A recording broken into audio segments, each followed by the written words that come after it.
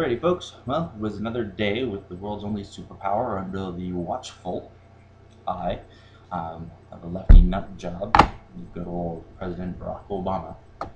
And on Friday, that leadership saw to it that for the first time ever, that country had its credit rating reduced from AAA sterling standing down to AA plus, in line with such luminaries as Belgium, for example. You would think that this would cause pause to this vocal group of people who think that they can somehow spend the country back into economic glory. You would think that. You would think that because you're probably a reasonable person. You're probably the kind of person who make a certain amount of money in a given month or every 2 weeks or however you get paid, and then you have to take that money and pay your bills. And if your bills are greater than the revenue that you're bringing in, you don't have some large group of people that you can just further tax. You don't have a giant bank that you can just borrow from endlessly so that you can get bigger, fancier cars and nicer things all the time. You, as a reasonable person who has a household to take care of, probably has to make cuts when things aren't working out. So as a reasonable person, you would think then that this would be a wake-up call with the credit rating, the world finally saying, look guys, you got to stop borrowing money. You just got to stop borrowing it, because that's not how you run a country. You would think that. And I was really hoping against hope, if you will, that the President of the United States and his sycophant followers would eventually wake up, probably after this, and see that maybe we had to look at cutting some of the crazy expenditures that are going on. But that's not the case. So let me take a look at this video here, just a moment, and we can see his response to this particular crisis. We need to make sure that millions of workers who are still pounding the pavement looking for jobs are not denied unemployment benefits to carry them through hard times. We've got to cut red tape that stops too many inventors and entrepreneurs from quickly turning new ideas into thriving businesses, which holds back our whole economy. It's time Congress finally passed a set of trade deals that would help displaced workers looking for new jobs and that would allow our businesses to sell more products in countries in Asia and South America. Products stamped with 3 words: Made in America. And we ought to give more opportunities to all those construction workers who lost their jobs when the housing boom went bust. We could put them to work right now by giving loans to companies that want to repair our roads and bridges and airports, helping to rebuild America. Those are a few common sense steps that would help the economy. Okay, so look, maybe I'm crazy, maybe I'm the one who just doesn't get it. I admit that's a possibility. But the common sense solution to me seems to be pretty straightforward. It seems that the common sense solution is to stop spending money that you don't have. Because if you stop spending money that you don't have, then eventually you'll have to stop borrowing, or you will be able, perhaps, to stop borrowing so much money from countries with such sterling reputations as China, for example. Because when you're in a situation where you're keeping your economy afloat by borrowing money from guys like China, you're in trouble. You're in big trouble. These are guys who go out and censor the internet and make sure that their, citizens can't hear anything negative about their country. You want to talk about true despots? Take a look at China. They'll give you a couple of, not more than that, good examples of some pretty atrocious things going on in the world. But that's another rant for another day. Now, don't get me wrong. Stimulus spending can help an economy recover. We did it very well here in Canada. But that was because of an even-handed approach to stimulus spending and to spending cuts. You spend money where that money will generate jobs, and you cut from place things that won't. That's just how it works, and it does work. We have one of the fastest recovering economies in the world, and of particular note, we still have our AAA credit rating, so it can be done. But it's just too far past that point for the U.S. to continue spending their way out of their economic recession, and yet I mean, you can see by the video this is still their plan. They just don't get it. They're surrounded by yes men that tell them this is the only way to go. They just refuse to make the cuts where it's going to happen. But I'm getting a little ranty, and I tend to do that. So let's break down some facts. So what does this actually mean? So they're reduced from AAA rating down to AA plus. It doesn't sound so bad, right? AA plus is still pretty good, right? I mean, no one's going to turn down a loan to a guy with AA plus credit after all.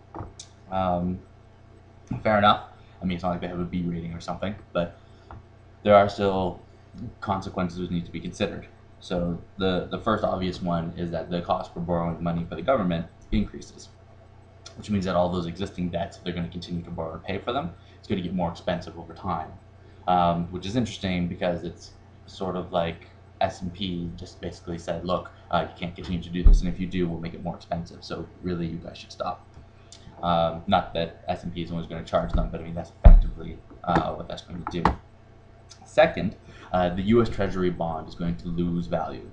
So the U.S. Treasury bond has largely been considered one of the safest investments for time immemorable, certainly longer than I've been on this earth and probably longer than my parents. That's just not going to be the case anymore because now they're a first world nation, the only superpower left in the world, as I've said several times. But you know, they don't have that credit rating that they had, so that's not going to be as safe an investment as it has been previously, and that's not good. Third one that's going to happen, and this should be interesting. You can already see China pushing for this debate. Is that they're going to shed a spotlight again on the old debate that the U.S. dollar should not be the global reserve standard. I'm hard pressed to think of what should be. But this is going to be used as an excuse by the bad guys, basically, to try to derail that and push us off. And I mean, that's, you know, that would take a long time to happen. And, you know, I guess debates are always friendly, but you don't need to give these guys another excuse, right? I mean, that's pretty straightforward. And of course, there's also going to be that fact that we're further empowering China, which is never good, right? I mean, they are the single largest creditor of the U.S., and you know, putting them in a position where they can straight out say, "Look, stop borrowing money." Now we have, you know, a communist state with a horrible human rights track record dictating economic policy to one of the freest countries in the world.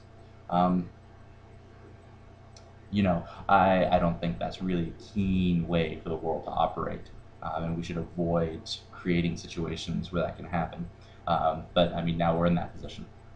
And the last thing, of course, is the trickle-down effect on U.S. consumers and businesses as they try to borrow money and those costs go up because it costs more money for the country to borrow money, and that's going to stymie growth as the job creators, of course, are forced to pay more money in order to set up those same jobs. Less jobs get created, et cetera, et cetera. I don't need to go over that whole debate for you guys. You're all a pretty smart bunch of people.